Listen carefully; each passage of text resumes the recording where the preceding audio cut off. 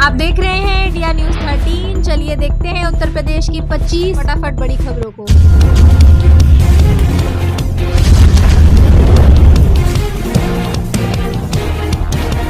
UP में मुफ्त gas cylinder बंटना शुरू। योगी सरकार ने 1.86 करोड़ परिवारों के लिए आवंटित किया 1890 करोड़। उत्तर प्रदेश सरकार ने दिवाली के मौके पर राज्य के 1.86 करोड़ परिवारों के लिए मुफ्त रसोई गैस सिलेंडर का वितरण शुरू कर दिया है। योगी सरकार की तरफ से गुरुवार को यहां जारी एक बयान में यह जानकारी दी गई। बताया गया कि योगी सरकार ने 1890 करोड़ रुपए आवंटित किए हैं। राज्य सरकार ने पिछले साल 85 लाख से अधिक महिलाओं सहित 1.85 करोड़ परिवारों को मुफ्त रसोई गैस सिलेंडर वितरित किए थे।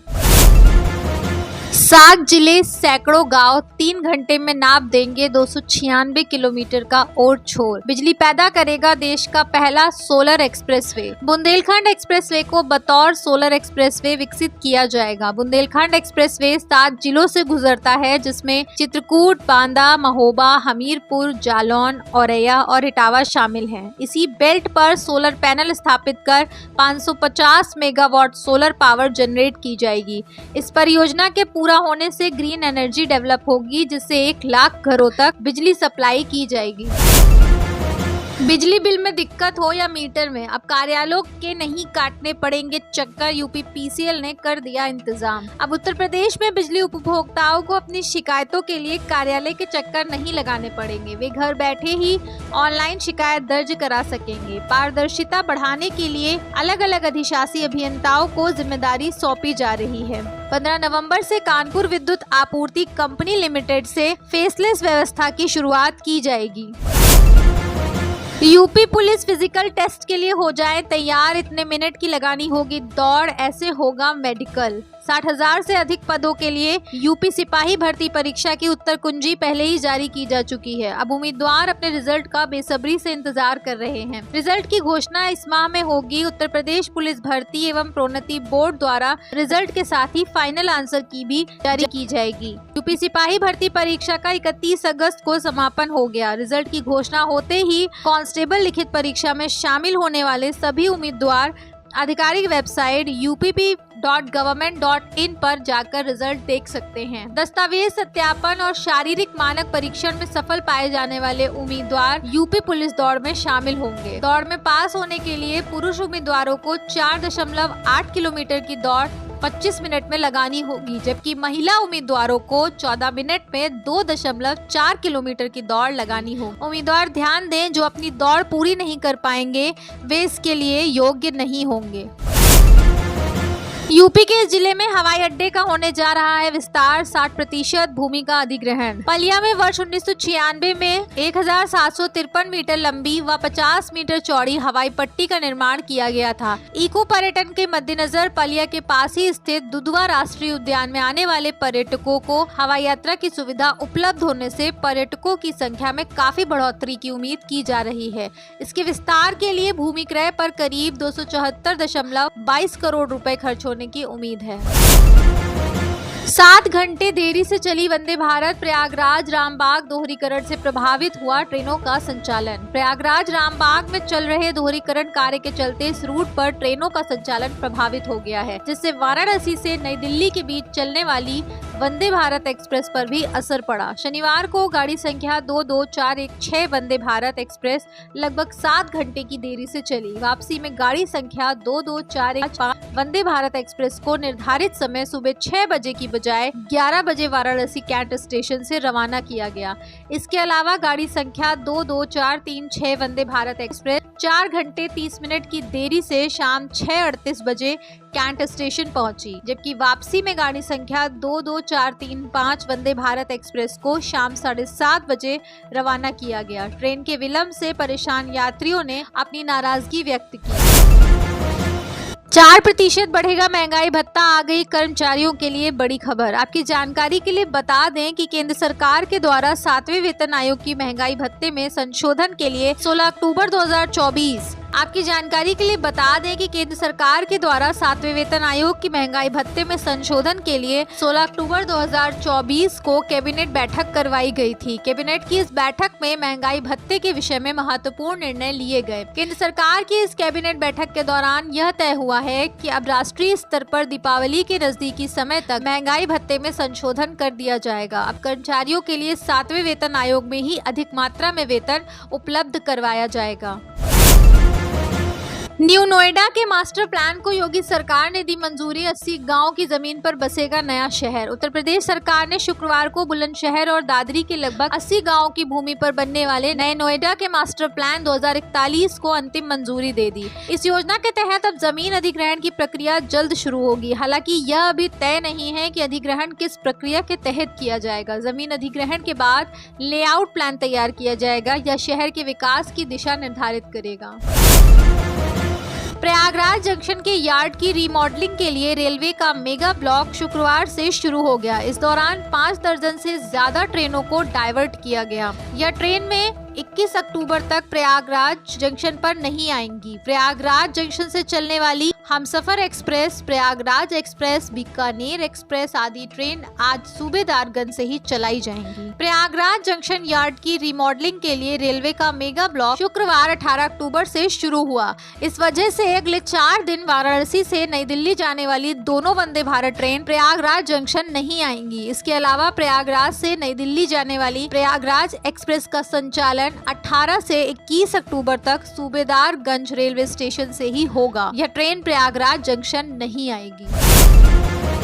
न्यूनतम मजदूरी दरों में बदलाव, अब मिलेगी 26,000 रुपए तक की मासिक सैलरी। देखें पूरी जानकारी। केंद्र सरकार ने 1 अक्टूबर 2024 से श्रमिकों के लिए नई न्यूनतम मजदूरी दरों की घोषणा की है। इस संशोधन का उद्देश्य श्रमिकों की आय में सुधार करना और महंगाई के प्रभाव से उनकी रक्षा करना है। सरकार ने परिवर्तनशील महंगाई भत्ते में संशोधन करके यह बढ़ोतरी की है। इसका मुख्य उद्देश्य मजदूरों को बढ़ती महंगाई से राहत देना है। इस बढ़ोतरी से निर्माण, सफाई, लोडिंग, अनलोडिंग, खनन और कृषि जैसे क्षेत्रों में काम करने वाले मजदूरों को लाभ मिलेगा।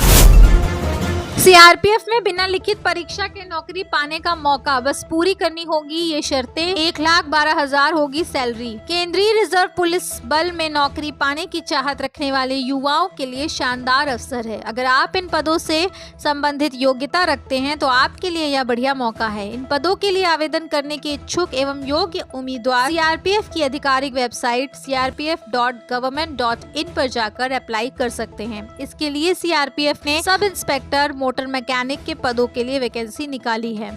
सीआरपीएफ के इन पदों के लिए आवेदन प्रक्रिया शुरू हो चुकी है। जो भी इन पदों पर आवेदन करने की सोच रहे हैं वे 9 अक्टूबर से 60 दिनों के भीतर अप्लाई कर सकते हैं।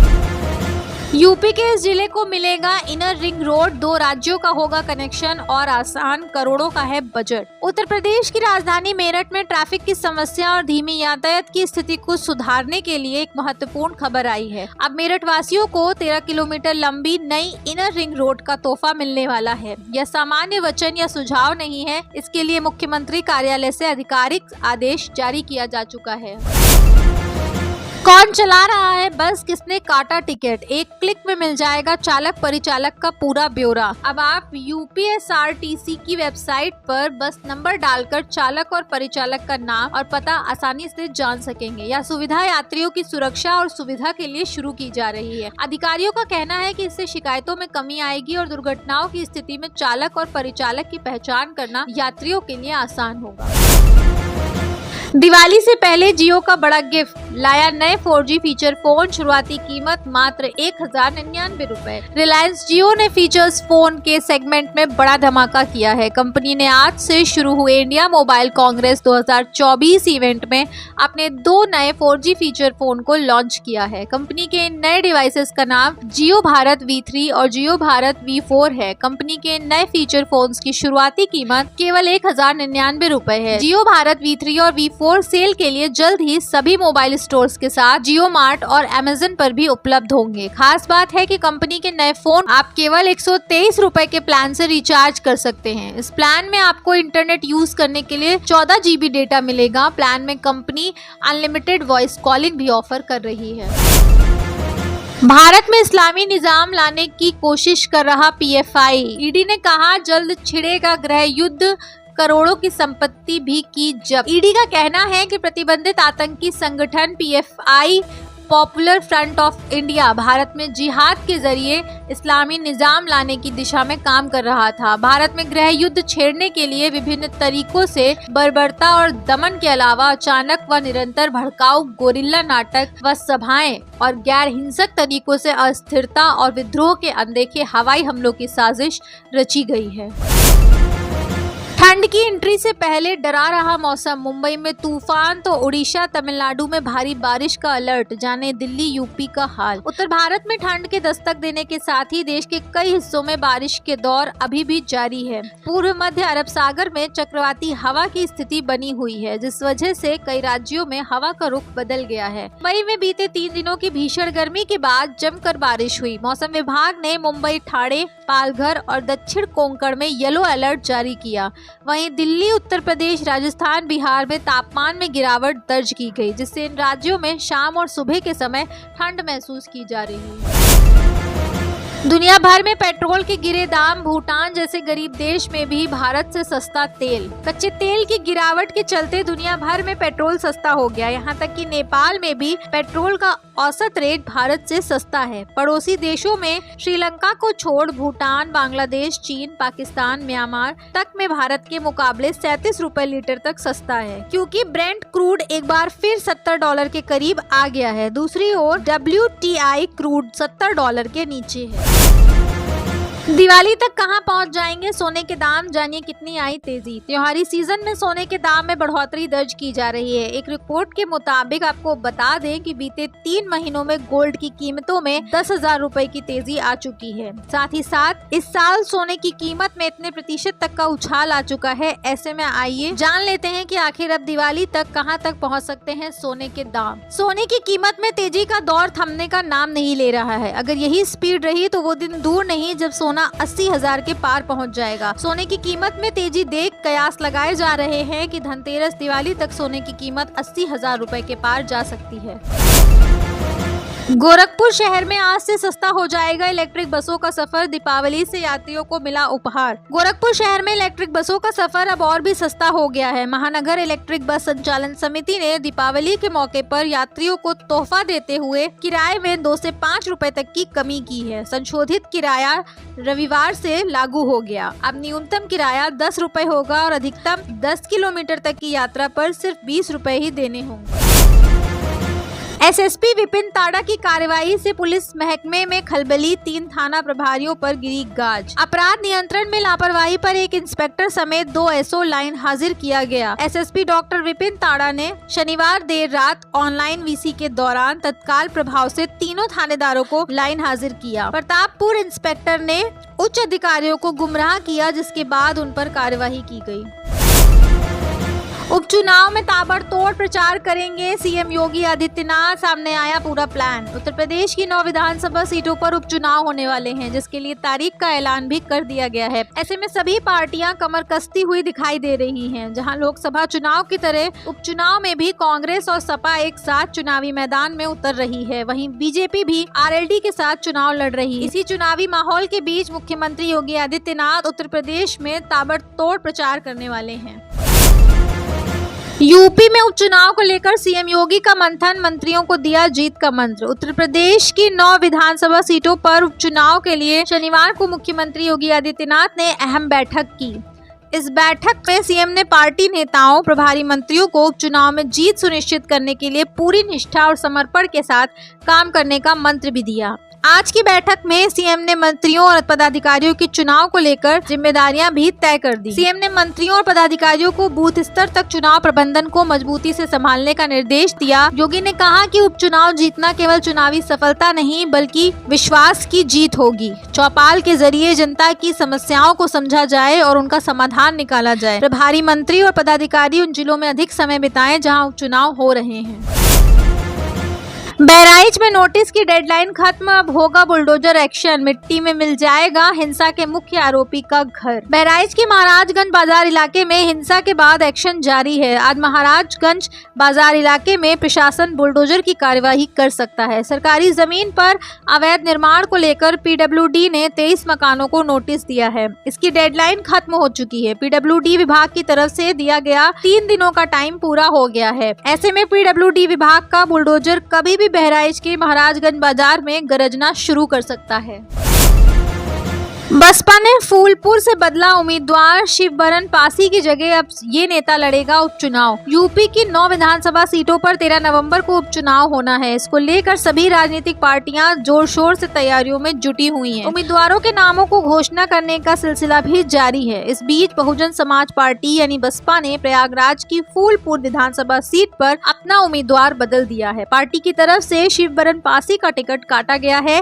उनकी जगह पार्टी ने जितेंद्र सिंह को फूलपुर से प्रत्याशी बनाया है। घर बैठे अयोध्या में रोशन करिए डिजिटल दिया, श्रद्धालुओं के लिए की गई यह विशेष व्यवस्था। उत्तर प्रदेश के अयोध्या में इस बार का दीपोत्सव खास होने वाला है। राम जन्मभूमि मंदिर में प्रभु रामलला की प्राण प्रतिष्ठा के बाद पहली बार इस कार्यक्रम का आयोजन किया जा रहा है। इसको लेकर तैयारियां जोरों पर हैं। दीपोत्सव में इस साल अयोध्या विकास प्राधिकरण ऑनलाइन प्रोग्राम लॉन्च कर रहा है। इसका नाम दिया गया है एक दिया प्रभु श्री राम के नाम। यह कार्यक्रम ऑनलाइन डिजिटल प्लेटफॉर्म पर होगा। इसमें श्रद्धालु अपने घरों से ही दीपोत्सव के कार्यक्रम में ऑनलाइन दिया जलाकर प्रभु राम के आगमन का स्वागत कर सकेंगे। यूपी के मौसम में आया बदलाव, ग्रामीण इलाकों में ठंड दिखने लगा असर। ग्रामीण इलाकों में ठंड का दिखने लगा असर। लखनऊ से नोएडा तक सर्दी गर्मी। यूपी के कई जिलों में न्यूनतम तापमान 20 डिग्री सेल्सियस से नीचे आ गया है। दिन में तेज धूप के कारण तापमान में बढ़ोतरी हो रही है। आगरा में 37 डिग्री सेल्सियस के करीब अधिकतम तापमान रिकॉर्ड किया गया है। फिलहाल आने वाले दिनों में प्रदेश का मौसम ऐसे ही बना रह सकता है। हेलो पुलिस, डर लग रहा है। डायल 112 पर महिला ने किया फोन, कांस्टेबल ने खून देकर बचाई भाई की जान। जाने पूरा मामला। उत्तर प्रदेश के इटावा में पुलिस के जवान ने जो काम किया उसकी सभी तारीफ कर रहे हैं। पुलिसकर्मी ने एक महिला की मदद करते हुए खून की कमी से जूझ रहे उसके भाई को अपना खून देकर मदद की। अपने बीमार भाई को रात में देखने जा रही महिला ने डर की वजह से यूपी पुलिस को डायल 112 पर कॉल की। सिपाही मदद के लिए उसके पास आया। महिला ने रोते हुए बताया कि उसके भाई को खून की जरूरत है, मिल नहीं रहा। सिपाही महिला को लेकर अस्पताल पहुंचा। वहां उसने महिला के भाई को रक्तदान करते हुए अपना खून दिया। आप देख रहे हैं इंडिया न्यूज़ 13, मतलब भारत की आवाज।